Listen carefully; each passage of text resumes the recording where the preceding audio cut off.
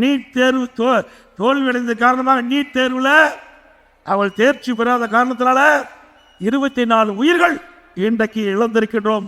இதுக்கு முழு பொறுப்பு ஸ்டாலின் ஏற்க வேண்டும். உங்களுடைய பேச்சை நம்பித்தான் நம்முடைய மாணவர்கள் எதிர்நோக்கி கொண்டிருந்தாங்க. ஆகா, திரு ஸ்டாலின் முதலமைச்சர் ஆகிட்டார், தேர்தல் நேரத்தில் வாக்குறுதி கொடுத்துட்டார், ஆட்சிக்கு வந்தவுடன் நீட் தேர்வு ரத்து, முதல் கையில் தென்று அப்படின்னு எதிர்பார்த்த மாணவர்களுக்கு ஏமாற்றம் தான் மிச்சம்.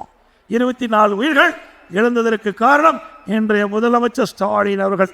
அது மட்டும் இல்லை, ஒரு கூட்டத்தில் பேசுகிறார் உதயநிதி ஸ்டாலின், நீட் தேர்வு ரத்து செய்வதற்கு ரகசியம் இருக்குன்னு சொன்னார்.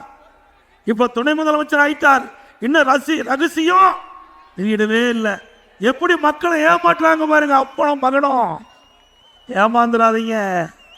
அது மட்டும் இல்லை, அண்மையில் நடந்த சட்டமன்ற நிகழ்ச்சியில் ஸ்டாலின் எழுந்து பேசுகிறார்.